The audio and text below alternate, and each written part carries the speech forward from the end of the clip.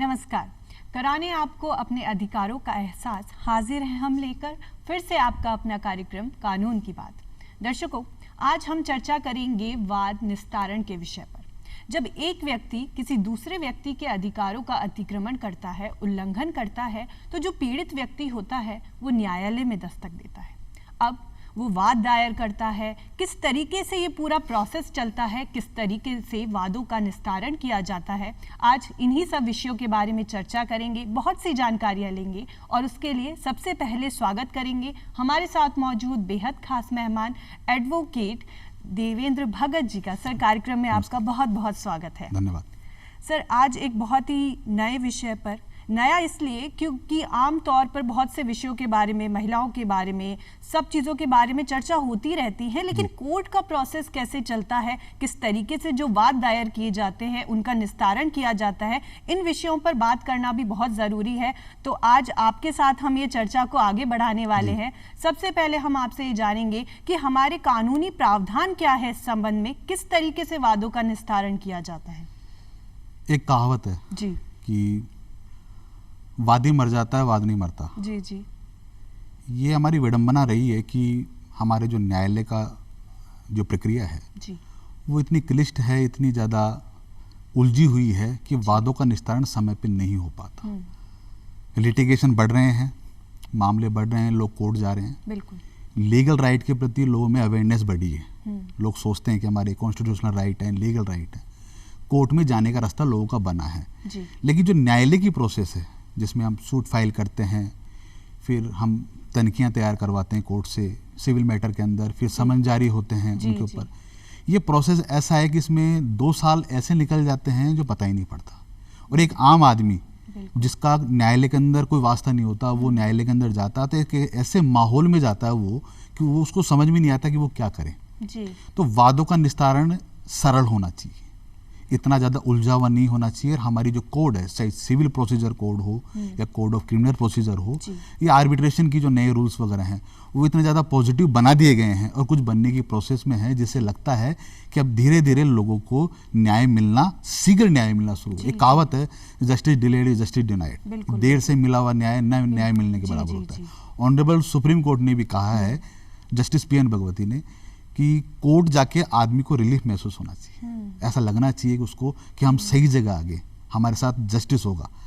तो उन्होंने कहा कि न्यायालय को आप मंदिर मत बनाओ, न्यायालय को आप एक आम घर बनाओ जिसमें आदमी एक फील कर सके चीज के लिए। और वादों का निस्तारण उसी प्रक्रिया का हिस्सा है। मतलब एक धारणा रही है ना कि चप्पलें घिस जाती है फिर भी न्याय नहीं मिलता है। दादाजी केस दायर करते हैं, वाद दायर करते हैं, और पोता जो है वो उसके संबंध में डिक्री ले रहा होता है। ये चीज़, ये सोच, ये नज़रिया, ये वातावरण हम बदलना चाहते हैं। जी, तो ये जो पूरा प्रोसेस रहा, आपने कहा justice delayed is justice denied, देर से न्याय न मिल रहा है यदि, तो वो न्याय न मिलने के बराबर ही है, और सही भी बात है। चलिए, हम पहले के ज़माने को तो हटा भी देते हैं, आज के ज़माने में तो सब कुछ एकदम हमें जल्दी चाहिए।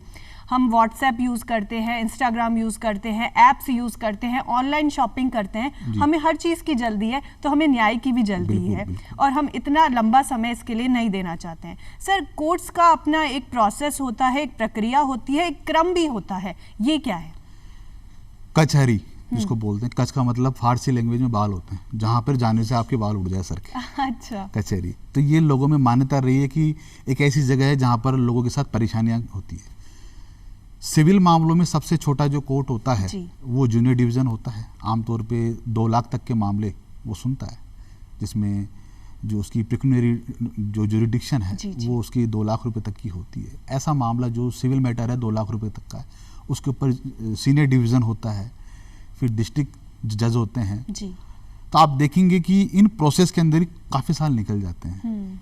रिवीजन लगाना है, मामले की कॉपी तैयार नहीं हुई, फिर साहब ऑर्डर जारी हो गए, ऑर्डर भी अलग अलग, प्राइमरी डिग्री हो गई, डिबेट में चल रही है, फाइनल डिग्री तैयार नहीं, फाइनल डिग्री आई, उसके बाद भी टाइम लग गया।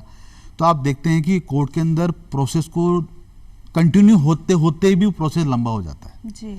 तो कोर्ट में CPC के अंदर, कोड ऑफ सिविल प्रोसीजर में जो सेक्शन 89 में एक प्रोविजन दिया है, जिसको हम ADR बोलते हैं, अल्टरनेट डिस्प्यूट रिजोल्यूशन बोलते हैं। उसके तहत कोर्ट को लगता है कि मामला आपसी समझ का है और बैठ के सुलझाया जा सकता है। तो कोर्ट दोनों पक्षकारों से पूछती है कि क्या आप इस मामले को इस मंच से उस मंच तक लेके जाना चाहते हैं। आप दोनों पक्षकार आमतौर पर राजी हो जाते हैं और वहाँ चले जाते हैं। तो वहाँ पर एक फ्रेंडली बिहेवियर होता है, वहाँ पे कोर्ट की घिचपिच नहीं होती और वहाँ पर ईगो प्रॉब्लम नहीं होती। खास तौर से सिविल मैटर में ईगो प्रॉब्लम बहुत ज़्यादा होती है। साहब मेरे साथ ऐसा हो गया, डिवीज़न किया, किसी सक्सेशन का कोई मैटर है, प्रॉपर्टी का डिवीजन का है, मैं बड़ा भाई हूँ, मैं छोटा भाई हूँ, ऐसा काफ़ी चलता है। तो बोले नहीं साहब आप एडीआर में आइए, आप अल्टरनेट डिस्प्यूट में आइए, आप वहाँ पे जाके आपको बैठा के दोनों भाई बैठ के आपस में तय कर लो।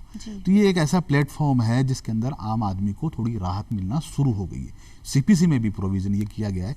इसके अलावा सीआरपीसी में कंपाउंडेबल ऑफेंस सेक्शन 320 जो 320 सेक्शन है, उसमें ऐसे मामले जो जिनमें समझौता हो सकता है, कोर्ट कह रहा है कि इसको हम क्यों खींचें, समरी ट्रायल कर लेते हैं। आप कन्फेशन करना चाहते हैं, ठीक है, आप बैठ जाइए, आप कन्फेशन कर लीजिए, क्यों इस मामले को लंबा खींच रहे हैं। तो ऐसे मामले जो 2 वर्ष तक के कारावास के हैं, उन मामलों में आपस में समझौता करवाने वाली प्रोसेस को वहाँ पे की जाती है और उनके ऊपर मामूली जुर्माना लगा के उनको छोड़ दिया जाता है, जिससे कोर्ट का टाइम बचता है, लिटिगेशंस मतलब खत्म होते हैं। लोक अदालत बहुत बड़ा एक मंच है आम लोगों के लिए। आप देखेंगे कि लोक अदालत के अंदर सुप्रीम कोर्ट ने ये बात कही है और हमारे जो सीजीआई हैं इन्होंने कहा कि लोक अदालत का उपयोग हम मामले को रद्दी की तरह निपटाने में न करें, उनसे ही हमको ऐसी चीज़ें निकल के आनी चाहिए। तो अभी दिल्ली के अंदर उन्होंने एक सेमिनार में कहा सर ने कि हमें ऐसे लोक अदालत में ऐसे मामले सामने लेके आने चाहिए। ठीक है, मामला लोक अदालत में आने योग्य नहीं है लेकिन समझौता हो सकता है, दोनों पक्षकार राजी है, तो क्यों नहीं आना चाहिए।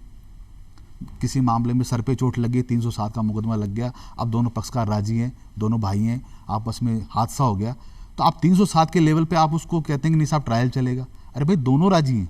जी। तो कोर्ट ने कहा, ऑनरेबल सुप्रीम कोर्ट ने कहा कि ऐसे मामले में भी समझौता हो सकता है। तो सर हम ये देख रहे हैं कि यहाँ पे कंसेंट का रोल बहुत इंपॉर्टेंट है, ना सिर्फ कोर्ट की कि एक तरफ तो कोर्ट ये कहता है कि ठीक है आपका ये मैटर है, पहले कोशिश तो कीजिए बाहर सुलझा के आने की, फिर आप कोर्ट में बेशक आ सकते हैं। दूसरी चीज ये है कि जो पार्टी है, जो पक्षकार है, वो भी अपनी इच्छा से कोर्ट से ये निवेदन कर सकते हैं कि हमारा जो ये मामला है, हम चाहते हैं कि कोर्ट की प्रोसीडिंग के बजाय हम पहले ये जो बाकी के हमारे वैकल्पिक समाधान है इनसे इन्हें निपटा लें। तो इस तरीके से दोनों ही पार्टीज का भला हो रहा है। एक तरफ तो जो पक्षकार हैं उनको जल्दी न्याय मिल रहा है और इतना टाइम लग नहीं रहा है, दूसरी तरफ जो कोर्ट का जो प्रोसेस है, जो कोर्ट का बर्डन है कि जो फाइल पे फाइल लगती जा रही है वो भी थोड़ी कम हो रही है। तो कोर्ट के लिए कितना उपयोगी है? आप किसी भी ट्रायल कोर्ट में आप चले जाएंगे, देखेंगे कि फाइलों का ढेर लगा हुआ है। जी। लगभग 5 से 7 करोड़ मैटर ऐसे हैं जो हमारे देश में जिनके अंदर कुछ भी नहीं है और हमारा देश उनको लेके परेशान है। छोटे मोटे मैटर ऐसे हैं जिनमें से 3 करोड़ ऐसे मामले हैं जिनको सुलझाया जा सकता है। ऑनरेबल सुप्रीम कोर्ट ने कहा है कि कोर्ट काम करनी चाहिए। एक तो क्या हमारे पास जजेस की संख्या बहुत कम है, 1 लाख जनसंख्या के ऊपर एक जज होना चाहिए, यहाँ पे 7 लाख के ऊपर एक है। तो सबसे बड़ी समस्या ये है कि जो सुनेगा वो भी तो हो। लिंक कोर्ट बहुत है, हमारे यहाँ छुट्टियां बहुत हैं। दूसरी बात, हमारे यहाँ समन का जो प्रोसेस है, समन जारी होता है, वो काफ़ी डिस्प्यूटेड है, कोई लेना पसंद नहीं करता।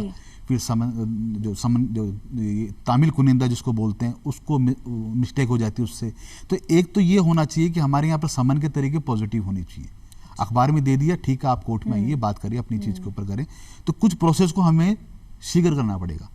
एमएच आस्कट वर्सेज जो यूनियन ऑफ इंडिया वाला मामला था, बिहार स्टेट वाला, उसमें स्पीडी ट्रायल के बारे में बात कही। ऑनरेबल सुप्रीम कोर्ट ने कहा कि स्पीडी ट्रायल होना चाहिए और स्पीडी ट्रायल भी ऐसा हो कि जो नेचुरल जस्टिस का वायोलेशन नहीं कर रहा हो, जस्टिस तो हो रहा हो, तरीके से हो रहा हो। तो कोर्ट तो बेचारा कहता है, लेकिन हम आम आदमी सोचते हैं कि इस मामले को 2-3 साल खींचेंगे तो ये नीचे आ जाएगा। और वकीलों की भूमिका भी, मैं खुद एडवोकेट हूँ, लेकिन मेरा मानना ये है कि उतनी पॉजिटिव नहीं है। लिटिगेशन बढ़ाने में रहता है, मामला चलता रहता है। खासतौर से 498 वाले मामले हैं जिनके अंदर पहले सेक्शन 9 हिंदू में रिजेक्ट में जाएंगे, फिर वो डिस्प्यूट होगा, महिला आयोग में चले गए, वहाँ चले गए, तो वो लिटिगेशन बढ़ते जाते हैं। बिल्कुल। तो सर एडवोकेट्स की भूमिका तो बहुत अहम होती ही है कि यदि हमें स्पीडी ट्रायल चाहिए, हमें जल्दी न्याय चाहिए, तो एडवोकेट बिना मतलब के उसमें विलंब ना करे कि तारीख पे तारीख, कहा जाता है कि तारीख पे तारीख, तारीख पे तारीख। ये जो सोच बदलनी है, ये काम एडवोकेट्स भी कर सकते हैं कि जहां जरूरत नहीं है वहां बिना मतलब के कार्यवाही को आगे नहीं बढ़ाया जाए। पहली बात तो ये कि एडवोकेट्स की क्या भूमिका अभी है और क्या होनी चाहिए आदर्श भूमिका। प्लीडर जो आपकी तरफ से कोर्ट में प्ली कर रहा है, आपकी बात को कोर्ट में रख रहा है जी, सिविल मैटर जी, एक आपका एडवोकेट है जो क्रिमिनल मैटर में रख रहा है, चीज एक ही दोनों। इनको अपना रुख बदलना पड़ेगा। अच्छा, इनमें सबसे पहले बात ये करनी पड़ेगी कि आखिर में हमारा जो क्लाइंट है वो कहाँ पे जाके उसको रिलीफ मिल सकता है। देरी कभी भी इसका विकल्प नहीं हो सकती। आप जितना आप देर करोगे उतना कोई विकल्प नहीं हो सकता इसका। तो सबसे पहले ये है कि बैठ के मैटर को सुलझाया जाए। तो बार काउंसिल को भी ये प्रयास करना चाहिए, इस तरह के सेमिनार अटेंड होनी चाहिए वकीलों के द्वारा। खासतौर से महिलाओं से संबंधित मामलों में महिला एडवोकेट की भूमिका काफ़ी महत्वपूर्ण हो जाती है। सीनियर जो जजेज हैं महिला, उनकी भूमिका काफ़ी इंपॉर्टेंट हो जाती है। वो वहाँ पे आएँ, बैठें, सुलझाएं मामले को, देखें कि वकीलों की वजह से मामले में डिले नहीं होना चाहिए। अगर ऐसा होता है तो उनके ऊपर कार्रवाई होनी चाहिए बार काउंसिल की तरफ से। ये बहुत अच्छी बात आपने कही कि यदि इस तरीके की कोई कार्रवाई होती है कि वकील अपनी तरफ से डिले कर रहे हैं, तो यदि बार काउंसिल उनके ऊपर ऐसी कोई कार्रवाई करती है तो निश्चित ही मामले जल्दी सुलझाए जा सकेंगे। वकील जो होता है उसके ऊपर किसी की पाबंदी नहीं होती। वकील क्या है कि कोर्ट का ऑफिसर होता है और उसको खोने का डर नहीं होता। ये एक खास बात है। तो उसको लगता है कि हम जो कुछ भी करें हमारे साथ हमारे क्लाइंट, वास्तव में क्लाइंट जो है वो परेशान होता है। काफी सारे मामले मैंने खुद ने डील किए। हमारे सीनियर ने हमको कहा कि नहीं थोड़ा सा इनको डेट लो आप चीज, तो मुझे उस समय भी काफी अखरी। लेकिन आज मुझे ये लगता है कि आज हमें नई सोच की जरूरत है। जी, हमें ये जरूरत है कि हमारे जो वैकल्पिक, खासतौर से आर्बिट्रेशन एक्ट 1996 जिसमें 2018-19 में नया आ चुका है, उसके तहत हमें ये सुलह की जो चीजें हैं, सुलह है, वार्ता है, इनके ऊपर ज्यादा जाना चाहिए। कोर्ट के बाहर बैठ के मामले को सुलझाना चाहिए। उसमें वकील को काउंसलर की भूमिका निभानी चाहिए वहां पर कि क्या होना चाहिए। और फिर वो अगर फिर भी नहीं सुलझता, कोर्ट तो है ही फिर। जी, तो मुझे लगता है कि 80% लिटिगेशन बाहर ही खत्म हो जाएगा। बिल्कुल। और स्पेशली कुछ मैटर्स जैसे फैमिली कोर्ट के जो मैटर्स होते हैं, पति पत्नी के आपसी विवाद हैं, वो आपसी समझाइश के ही मामले लगभग होते हैं। जो प्रॉपर्टी के मामले होते हैं, हमारा देश तो राम जी को मानने वाला देश रहा है। और सिर्फ राम जी की बात नहीं करते हम भरत की भी बात करते हैं। देखते हैं कि साम्राज्य मिल गया था फिर भी उसे लिया नहीं। तो कुछ आदर्शों को हमें अपनाना भी चाहिए। बात ये नहीं हो रही है कि अपनी प्रॉपर्टी छोड़ दी जाए, बात ये हो रही है कि आपसी समझाइश से मामलों को हल किया जाए। आप देख सकती हैं कि जयपुर हिजाइनस का मैटर था, जिसके अंदर बाद में दोनों भाइयों में आगे अब कितना चलाएंगे मामले को, भाई अपन बैठ लेते हैं। सुप्रीम कोर्ट में राजीनामा हो गया। तो जयपुर में जो उनकी प्रॉपर्टियां थी वो मामला सुलझ गया, सुलझने की तरफ आगे बढ़ रहा है। तो जब आदमी का दिल ये गवारा करता है कि नहीं यार छोड़ो, 2 रुपए ज्यादा ले रहा है, क्या हो गया, तो हम 5 रुपए किसी और को देंगे, इससे बढ़िया 2 रुपए मतलब भाई ले रहा है, तो उसमें कोई दिक्कत नहीं है। तो कोशिश ये होनी चाहिए हमारी कि ऐसे मामले, और हस्बैंड वाइफ वाले मामले ईगो प्रॉब्लम होती है। फैमिली कोर्ट में मैंने खूब मैटर देखे हैं, ईगो प्रॉब्लम होती है, एडजस्टमेंट होता है साल 2 साल का। किसी की अच्छाइयाँ आपको कबूल करनी पड़ती है, किसी की बुराइयां आपको कबूल करनी पड़ती है, ये परेशानियां होती है। तो इसको मेरे हिसाब से परिवार का सहयोग होना बहुत जरूरी है, और खास तौर से एक दूसरे को समझना। 19 साल की लड़की 6 महीने के अंदर डिवोर्स ले रही है, बड़ा अंदर से बड़ा कचोटता है। मैंने समझा बेटा आप गलत कर रहे हो, आप नहीं अंकल मुझे तो अधिकार है, मेरा ये है। मैंने कहा बेटा अधिकार अलग चीज़ होता है, आपकी ज़िंदगी का सवाल है। नहीं समझ में आया उनको, फिर उनको 4-5 साल मुकदमा चला, फिर उनका डिवोर्स हुआ। आफ्टर ऑल आज वो परेशानी में है। तो हमें ये भी समझना पड़ेगा हमारे समाज के वो केंद्र बिंदु जो पहले चौपाल हुआ करती थी, पंच पटेल हुआ करते थे, बेटा ऐसा मत करा करो, आप ऐसा मत करो। आजकल हमने उन सब चीजों को तो डिनाई कर दिया, और हम सोचते हैं कि हमारे लीगल राइट, तो लीगल राइट की डेफिनेशन नेगेटिव कभी नहीं हो सकती। मतलब लीगल राइट्स के प्रति जो अवेयरनेस होनी चाहिए थी, वो कई बार नेगेटिव भी हो जाती है। हमें लगता है कि नहीं हमारा ये वाला राइट है तो चलो इसका उपयोग करें, चाहे जरूरत नहीं हो। हाँ सर, सुप्रीम कोर्ट का जो रोल है वो बहुत अहम है। हम देखते हैं कि हमारे जो उच्चतम न्यायालय है वो कई बार बहुत से मामले ऐसे हैं जिसमें खुद भी संज्ञान लेते हैं।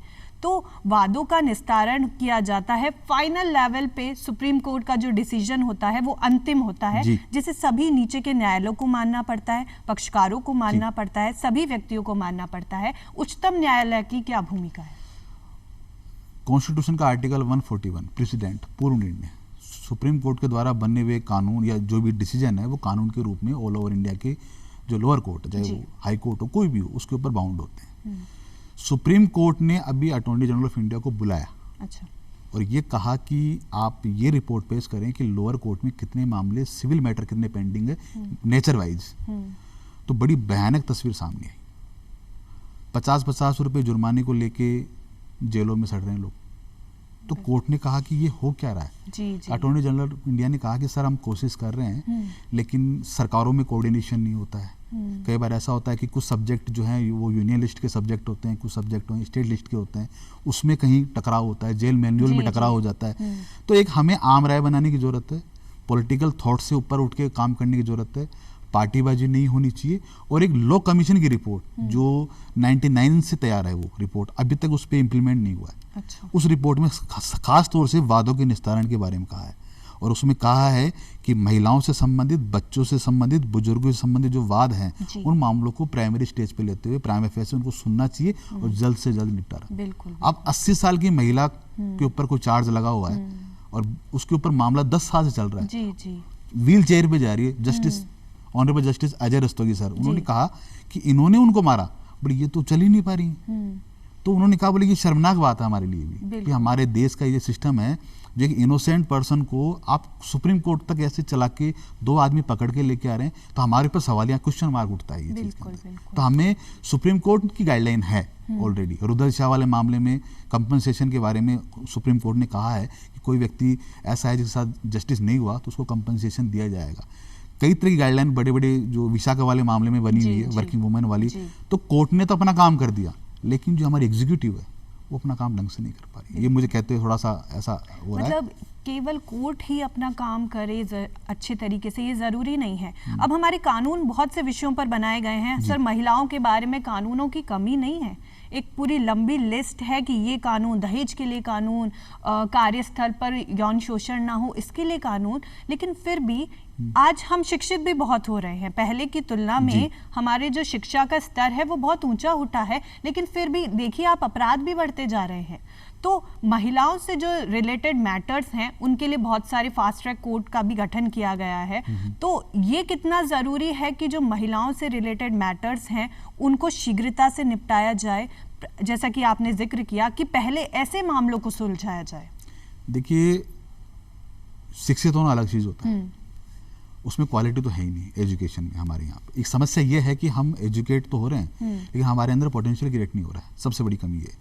अब देखना पड़ेगा कि महिलाओं के साथ जो चीज़ें हो रही हैं, एक तो वो आजकल का माहौल है, उसके लिए किसी एक व्यक्ति को जिम्मेदार नहीं ठहराया जा सकता है। हमारे पास जो इंफॉर्मेशन टेक्नोलॉजी इतनी डेवलप हो चुकी है कि हम किसी भी चीज़ को बहुत जल्दी क्रिएट कर लेते हैं अपने आप में।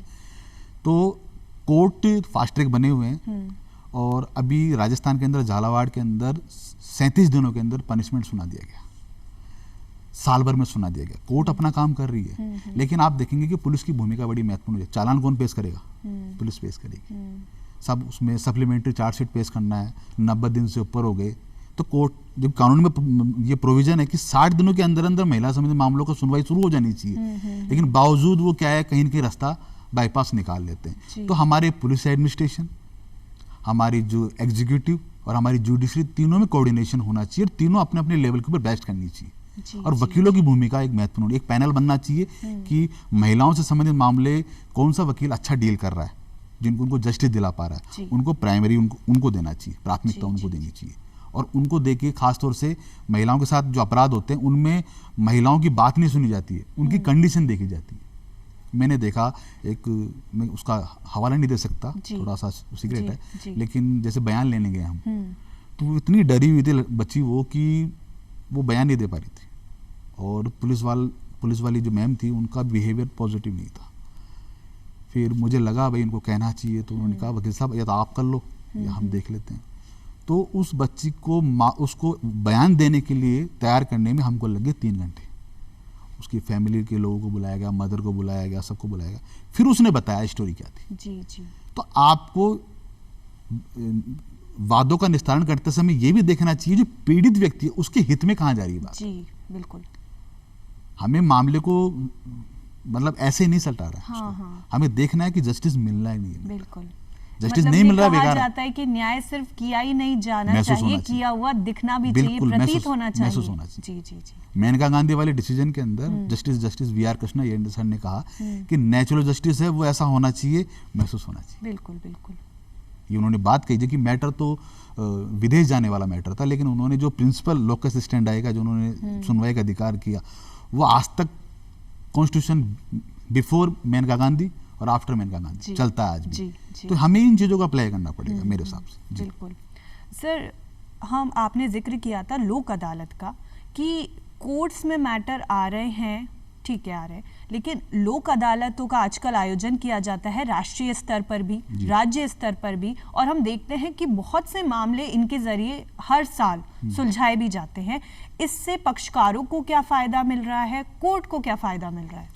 एनआई एक्ट का एक एग्जांपल ले लूँ मैं, 138 नेगोशिएशन इंस्ट्रूमेंट एक्ट, चेक से संबंधित मामले, प्रॉपर्टी खरीदते हैं, चेक देते हैं, लेन देन होता है, आपस में चलता रहता है प्रेम व्यवहार, बाद में जब पैसे नहीं देते हैं तब बिगड़ता है। तो ये मामले अंडरस्टैंडिंग के हैं। अब ये ऐसे मामले बहुतायत में हैं, तो इन मामलों के लिए लोक अदालत एक सफिशिएंट और रिलेवेंट मंच है, वहाँ पे बैठ के आप सुलझा सकते हैं। ऐसा मामला जिसके अंदर कोई ऑफेंस, हीनियस ऑफेंस नहीं है, कोई एक्सीडेंटल ऑफेंस हुआ है जी, जिसमें इंटेंशन नहीं है, या जिससे पब्लिक को कहीं डिस्टर्बेंस नहीं होता, ऐसा उसको आप इकट्ठा करके लोक अदालत में लिए।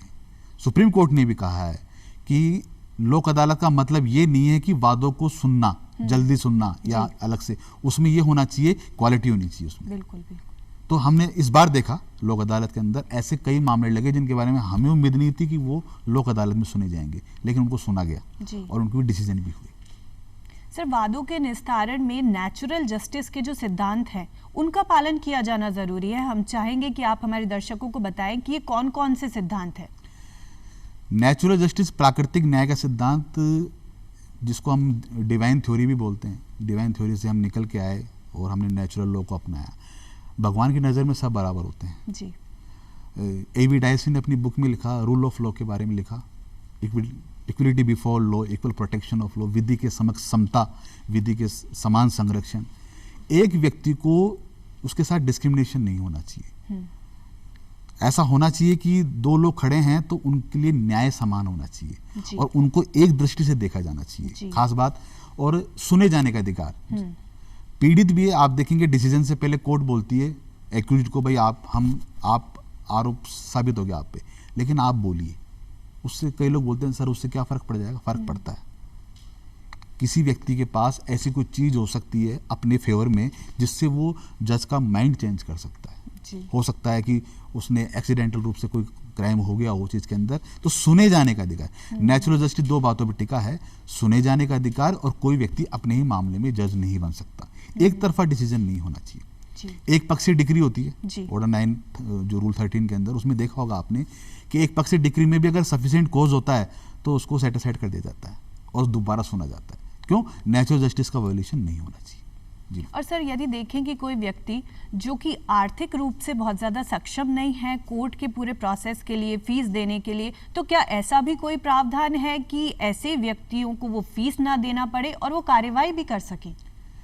हमारे कॉन्स्टिट्यूशन में आर्टिकल 39 निःशुल्क विधिक सहायता, जिसमें कई तरह के हुस्नारा खातून वाला मामला है, रुदल शाह वाला मामला है, M.H. हास्कट वाला मामला है।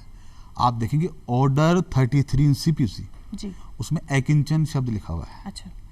ऐसा व्यक्ति जो निर्धन है, जिसके पास प्रॉपर्टी जो डिस्प्यूटेड है उसके अलावा 1000 रुपये की प्रॉपर्टी नहीं है, तो कोर्ट उसकी कोर्ट फीस माफ कर देगी और उसको निर्धन व्यक्ति मानते हुए उसकी सुनवाई करेगी। इसके अलावा CRPC 300 सेक्शन 300 304 निःशुल्क जो फ्री लीगल एड है वो मिलने का अधिकार।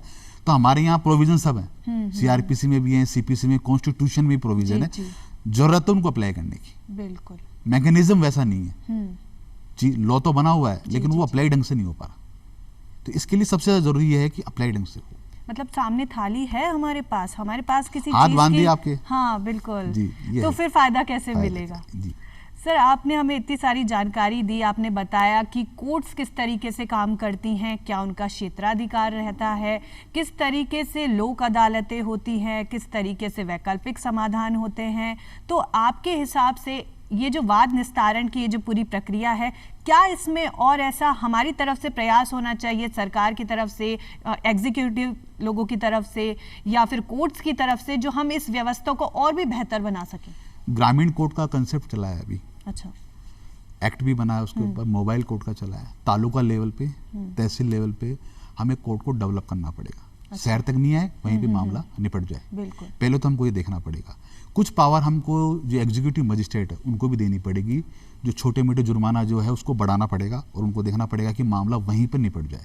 देखना एक रिपोर्ट जो हमको जो जिला कलेक्टर तक रिपोर्ट आती है एसडीएम्स के वाया होती हुई, हमें उस पर काम करने की जरूरत है। कौन सा मामला चल रहा है, कहाँ डिस्प्यूट चल रहा है, तो वहीं के लोग, वहीं का एडमिनिस्ट्रेशन ढंग से काम कर ले तो लिटिगेशन क्रिएट ही नहीं होगा। बिल्कुल। तो हमें जो हमारी छोटी छोटी जैसे पंचायत समितियां हैं, उपखंड है, यहाँ पर काम करने की ज़्यादा ज़रूरत है। जो शहरों में ये जो मुकदमे लेके आते हैं, इनकी फीस लगती है, बेचारे गरीब आदमी वहाँ परेशान होता है। और कोर्टों की संख्या मेरे हिसाब से अभी जो मुझे लगता है 1/4 नहीं है। कोर्ट और होनी चाहिए। बिल्कुल बिल्कुल। सर आज की ये जो हमारी चर्चा रही, ये निश्चित ही हमारे लिए, हमारे दर्शकों के लिए बहुत ही ज्ञानवर्धक रही। आपने हमें न सिर्फ कोर्ट का प्रोसेस बताया, अपनी तरफ से जो आपने इनोवेटिव आइडियाज़ हमारे को दिए वो बहुत ही हमारे लिए सार्थक सिद्ध होंगे। आपने हमें अपना अमूल्य समय दिया, इतनी सारी जानकारियाँ दी, उसके लिए बहुत बहुत धन्यवाद। तो दर्शकों, आज की चर्चा के बाद हम ये कह सकते हैं कि सिर्फ कोर्ट के काम करने से नहीं चलेगा, सिर्फ अधिवक्ताओं के काम करने से नहीं चलेगा, पूरे समाज का योगदान होना चाहिए। हम सभी को हमारे हिस्से की जो जिम्मेदारी है, हमारे हिस्से का जो किरदार है, उसे ईमानदारी से निभाना होगा। क्योंकि कहते हैं ना कि आदमी के मसले आदमी से हल नहीं होंगे, जो अंधेरे आज सच हैं कल नहीं होंगे।